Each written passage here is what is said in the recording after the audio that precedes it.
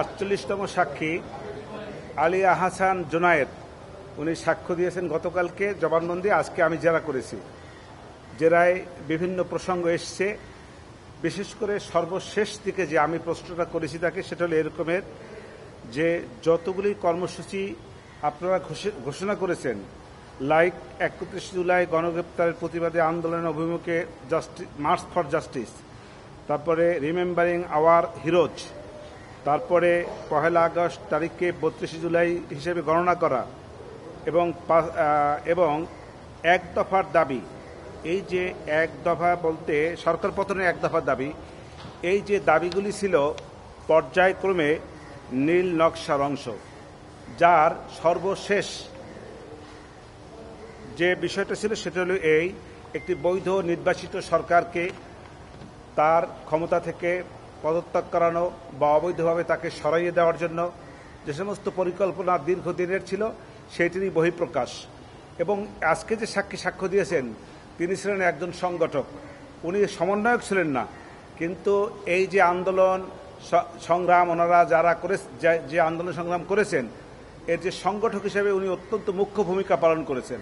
অতএব আমি মনে করি এই যে আন্দোলনটা তারা করেছিলেন সে আন্দোলনটা ছিল অবৈধ এবং বৈধ সরকারকে উৎখাতের জন্য।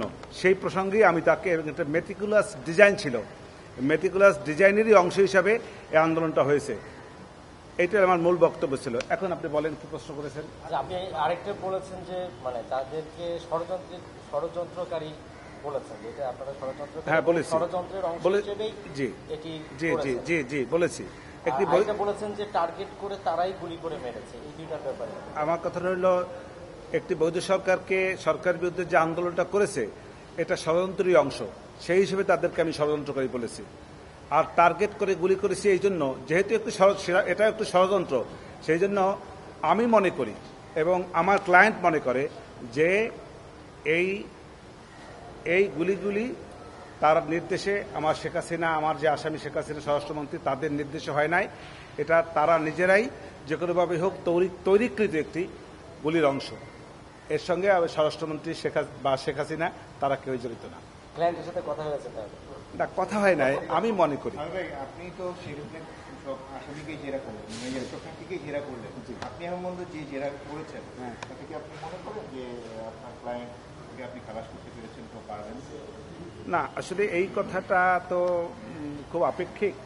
এই কথাটা বলা, সিদ্ধান্ত দেওয়া কোনোভাবেই বা অনুমান করা এটা ঠিক না, কারণ এই বিষয়টা হলো মাননীয় আদালতের।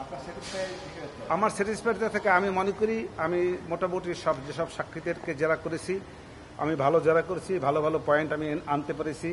একটা জিনিস ক্রিমিনাল মামলা, একটা জিনিস স্বীকৃত, সেটা হলো এই যে হাজার কথা যদি আসামির বিরুদ্ধেও যায়, একটি কথাও যদি আসামির পক্ষে যায় এবং সেইটি যদি যৌক্তিক হয় এবং বিজ্ঞ আদালত যদি মনে করেন যে এই বিষয়টাকে যুক্তির নিরিখে বিচার করা যায়, তাহলে একটি পয়েন্টের উপরেও আসামিকে খালাস দেওয়া যায়।